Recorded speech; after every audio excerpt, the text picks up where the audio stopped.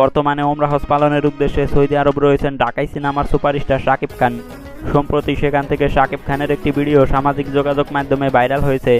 ভিডিওতে দেখা যায় শাকিব খান রেস্টুরেন্টে খাবার নিচ্ছেন এবং একজন প্রবাসী ভিডিও করছেন। হঠাৎ করেই শাকিব খান প্রবাসীকে ভিডিও করতে দেখেন এবং তাকে ভিডিও করতে নিষেধ করেন।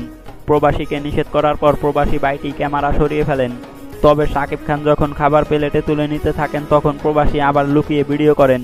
তখনও শাকিব খান প্রবাসীকে লুকিয়ে ভিডিও করতে দেখে ফেলেন। পরবর্তীতে শাকিব খান রাগান্বিত হয় এবং ক্যামেরাম্যান শাকিব খানকে দেখে ক্যামেরা সরিয়ে ফেলেন।